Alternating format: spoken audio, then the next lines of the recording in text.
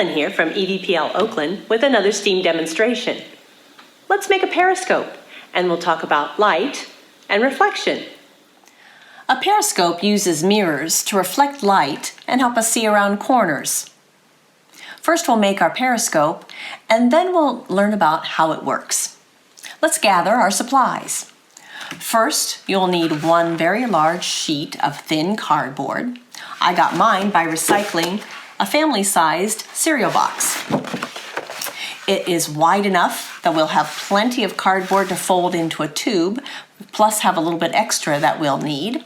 And it's tall enough, so we want a really tall periscope so we can stay hidden while we're looking around corners. I'm going to be cutting off the box bottoms and the box tops, so we'll have a nice rectangular shape to fold into our periscope. You'll also need 2 small mirrors. I got these at a local craft shop.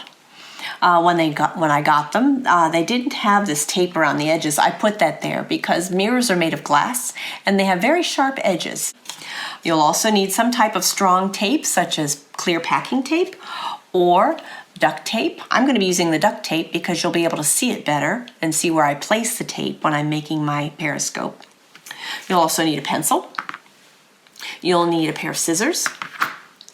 And we're going to be doing a lot of measuring today, so you will need a ruler.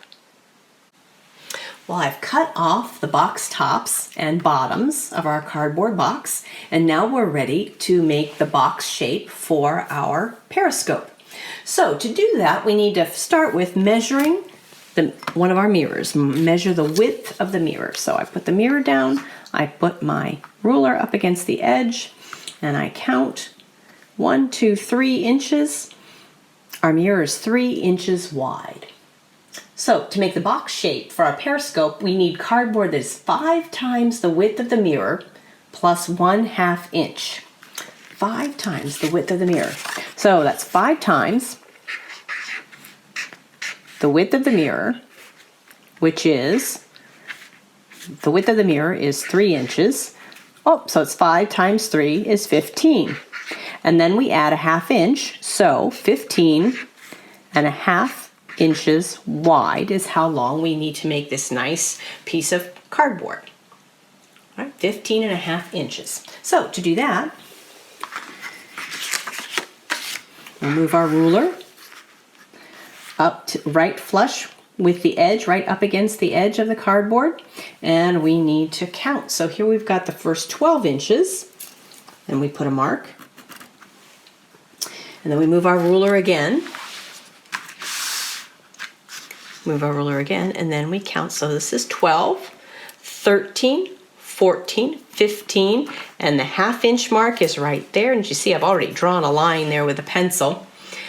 So what I did was I put the ruler flush against the edge and along the marks that I made, and I drew a line, drew a line. That'll be my cutting line where I will cut to make the right size. So we need a piece of cardboard 15.5 inches wide. Now, depending on the size of your mirror, the width of your mirror, it could be shorter or it could be longer. So you'll have to do the measuring to find out.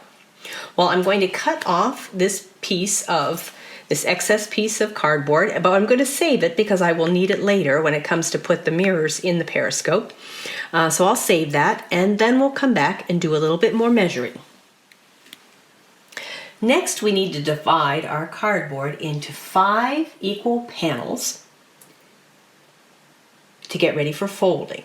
I've cut off the excess, and we need 5 equal panels. If you remember our math problem, we had 5 times 3, so we need 5 equal panels of 3 inches each. There will be a little left over at the end. Remember, we measured out 15.5 inches, so there'll be a little bit extra. So I've already done some of these lines, as you can see. I put them in red marker so you can see them more clearly, but you might want to use pencil when you do it so that if you get a crooked line, you can erase it, or if you don't like it, you can start over, and everything will be fine.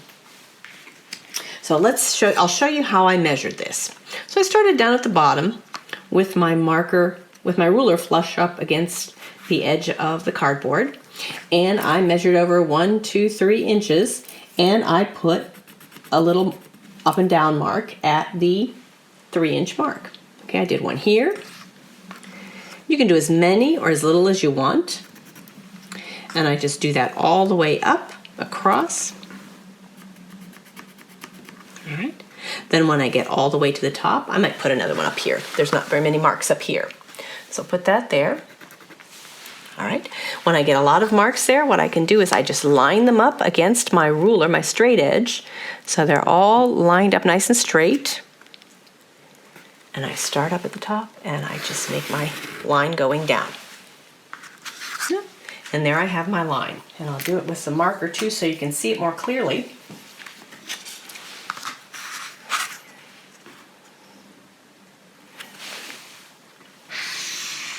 There you go. All right.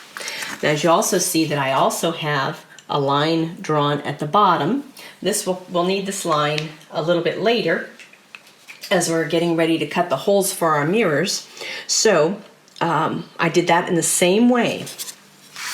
I took my ruler, and this is a 1/2 inch from the bottom, from the edge. And so I just lined up my ruler at the 1/2 inch mark, and I just drew a little mark here, and I did that all the way across. And then I put my ruler against all those little marks, and I drew my straight line. So you'll need that line at the top and at the bottom, and that'll come handy when we go to cut out our windows for our mirrors. Let's label our panels so that we'll know which ones we're talking about when we start cutting out windows and placing mirrors. It's a really good way to keep track of what we're doing. So if you look at your different panels, you'll notice that there is one that's going to be a little bit wider than the others because it's 15.5 inches wide, our cardboard, and our panels are 3 inches wide. So there will be one that will be more 3.5 inches wide. I put that one on the left. And so when we label, we're going to call the one on the left, the wider one, the flap.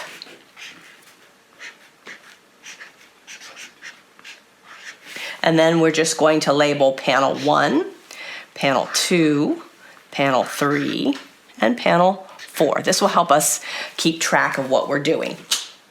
All right, now it's time to fold our panels into a box. And so to do that, you just take your straight edge here right along the line, the edge of the panel, and you just fold up. And you hold that straight edge very steady, and there you've got your fold. And then you do that with your other panel, the other panels, the other lines. Put it steady and fold it up.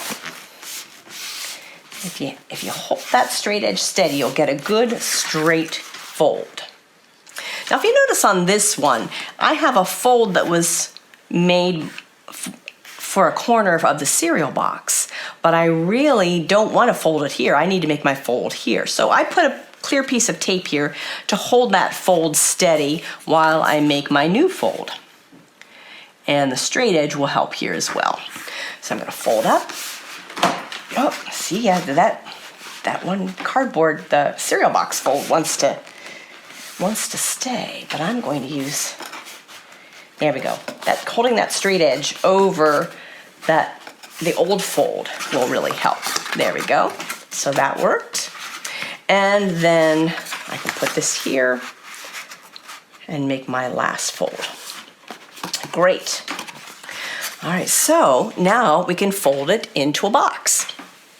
So just begin folding it into a square tube. See, a square tube. And there. And so as you can see, we've got our square tube. Looks like I've got a little excess here, like maybe that 1/2 inch I didn't need. So I might trim that off later, and so we can have a better flap on the outside. Or I could fold that over and tape it as well. It's not quite time yet to tape it shut. We have a few other things we have to do. Next, we're going to cut out the holes for our mirrors. So we bring our flap down.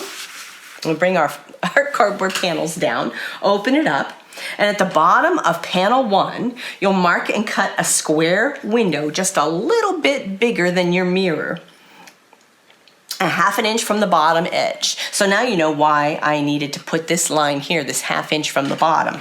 So at the bottom of panel 1, I'm going to put this we want it to be a little wider than our mirror, and it looks like it's going to be a little wider than our panels too.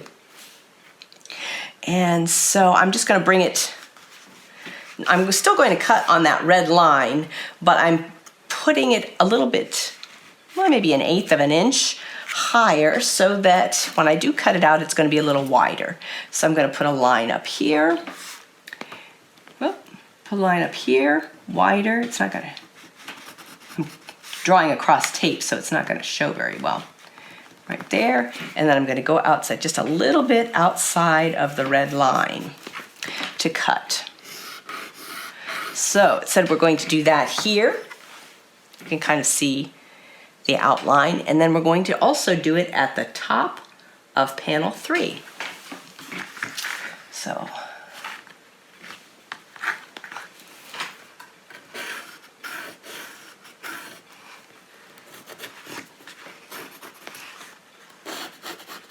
by cutting it a little wider, we'll be able to slide the mirror in a little bit more easily. So there are our 2 squares, our 2 windows for our mirrors. And I'm going to stop the camera, cut those out, and I'll be right back.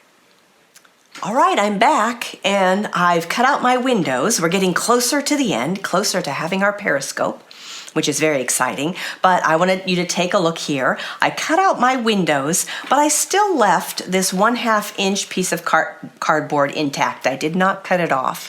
If you cut it off, all of it or part of it, if you can find it or cut up another piece of cardboard that size, just duct tape it or tape it on there securely, because we will need that.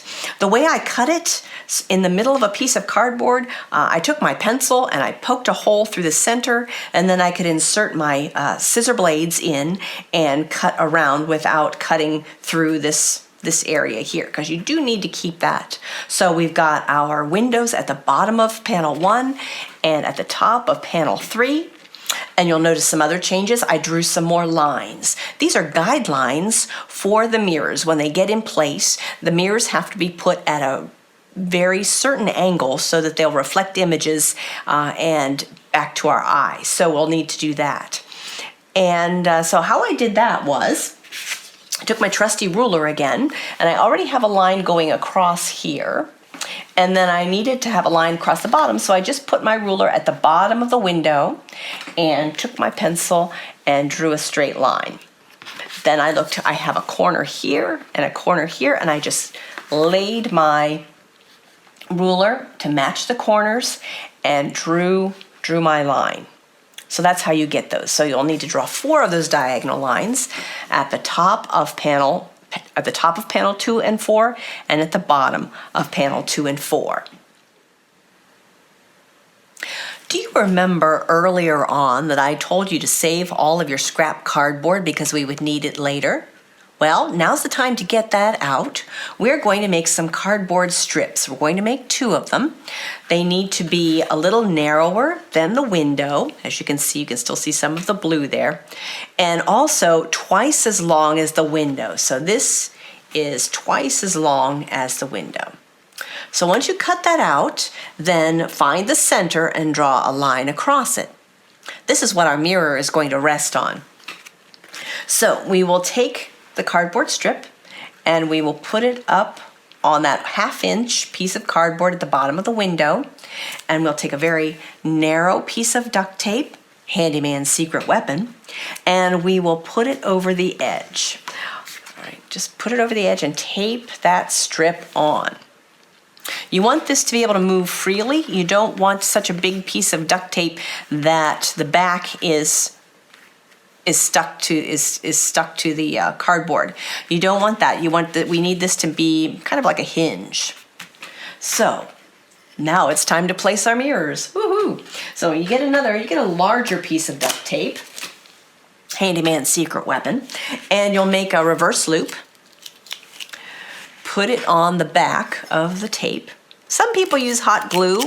I've been using these mirrors, for example, several times and to practice. So I'm going to use tape, and it works perfectly well keeping the mirror secure. And so then you put it on there above the center line. Now we're going to put it in place. We're going to fold the strip over the mirror so that the mirror faces the window, like that. And then we're going to fold the strip in half back at that center line. All right, so we're going to the center line. And then we're going to fold that last ½ inch of the strip back toward the center of the cardboard to make a tab, and this will help us secure the mirror in the periscope. There you go. So we've got a little place, and if you see, if we fold this up, we're going to use this as our guideline when we fold our mirror. The mirror will lie along that line, so we'll have the correct angle for our mirror. That's how that works. All right, I'm going to fix up the other side. We're going to do the top of window on panel 3 at the top of the window, and I'll be back and we'll put our periscope together. And now it's time to finish up our periscope. First, we'll fold up our cardboard tube. Our different panels that we measured and folded earlier will now come together. Don't worry about the mirrors. We're just going to work on folding up our box. So there you go. We have the box shape that we want, and I take a little piece of tape and I just put it here to secure it until we make sure that everything is in line and our mirrors get in well. So we just make sure of that, and we have our cardboard tube ready to go. Make sure that your edges are flush here, and now it's time to place our mirrors. All right, so you take one of those tabs that we have and the hinge we've got, it should be hinging that way, and you just take the mirror with the cardboard strip and you push it in up to the tab, and you secure that with a little bit of tape. And so your mirror is now in place. Let's do the other one. So we take our strip and we just push it through, and we push it in until we reach the fold of the tab, and we tape it in place. And so now your periscope is ready. And as you see here, see if we can get the good way to see this. Remember those lines we drew at angles from the windows? They're right there. And so that shows us that we've got our mirror in the right place. Sometimes you might have to fold your tabs or wiggle the cardboard strip around a little bit to get it in the right place, but it's very important you match those angles. Same thing over here. Got it in our angles. So now I can tape it up a little bit more securely because I know everything is in place.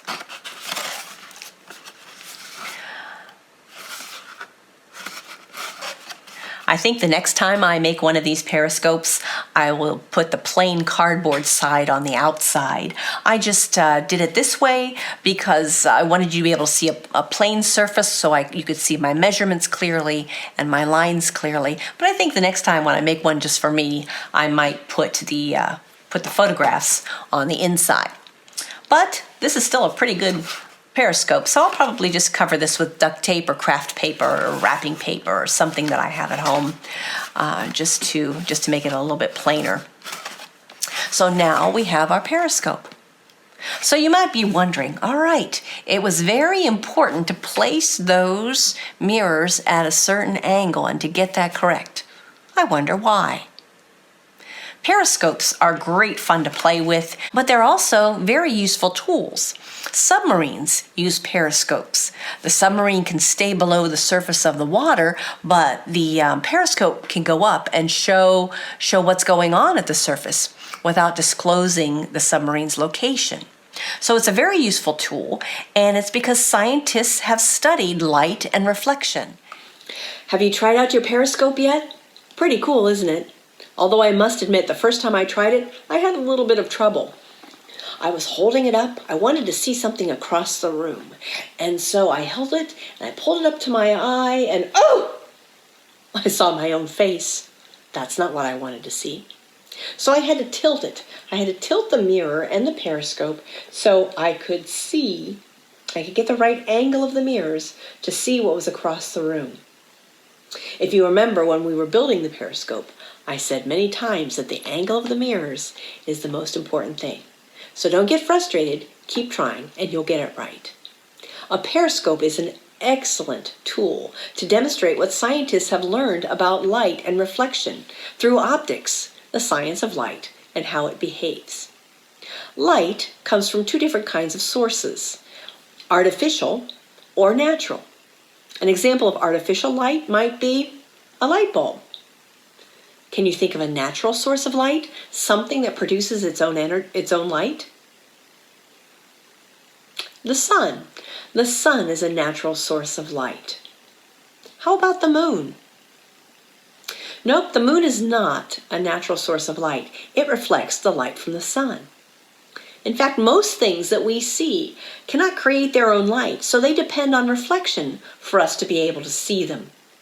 When light, either natural or artificial, hits an object, it reflects back, and most of the light bounces off. Our eyes see that light, and that's how we see. When you think of reflection, we usually think of smooth, shiny surfaces like a mirror. But light reflects off of things that aren't so smooth and aren't so shiny. Like my shirt. My shirt is reflecting light. My dinosaur is reflecting light. This marker is reflecting light. Everything that we see, if it can't produce its own light, it is reflecting light. Reflection is energy in the form of light, bounced back from a surface. And reflection is ruled by laws. Light is very predictable. For example, light can only travel in a straight line and can only change direction if it's reflected. There are laws in science governing reflection, and the first law of reflection states that, I'm going to read it so I make sure I get it right. The first law of reflection states that no matter which direction light hits a smooth surface from, the light reflects back off at an equal angle. It bounces off from the midline of the smooth surface, reflecting on the opposite side of the midline. You got that, right? Well, maybe this diagram will help. This illustrates the first law of reflection. So we have the incident ray, or the incoming ray, and it's going to hit, say we have a mirror here, our smooth, shiny surface, and it's reflected. Here's the reflected ray coming off of that surface. So what we need to look at here is the midline that law talked about. And so we have to see, if you take a look at the incident ray and the reflected ray, and in relationship to that midline, if you look at the angle, this angle of incidence here is equal to the angle of reflection here. No matter what angle that ray of light would come from, the angle in which it's reflected would be the same, would be equal. So light is very predictable, and we've used that predictability to create tools such as our periscope. So, using that law, when we're looking through our periscope, the light comes in to the first mirror on the top at an angle, is reflected at that same angle down to the second mirror and at an angle, and it's reflected at that same angle off of the mirror and to our eye, and that's how we see it. So light moves in a straight line unless we can reflect it and change its direction with a periscope, for example. Thanks for joining me today. I hope you have fun with your periscope, and I hope you've learned about light and reflection. For more videos about STEAM-related topics, science, technology, art, engineering, and mathematics, take a look at our YouTube channel for EVPL or our Facebook page. Of course, you can always check out our catalog on the library at evpl.org and get great books like the one I used that taught me how to build this periscope, such as Cardboard Box Engineering by Jonathan Adolph, with all kinds of great plans for things that you can make and engineer out of cardboard. You can make a boomerang, you could make a robotic hand, all kinds of great things. So we have lots of STEAM-related materials at the library, and you can call us or check out our catalog, and we'll be glad to recommend some. Thank you for joining me today. Now, if you excuse me, I have to go see what that cat is up to. I'll see you next time. Bye.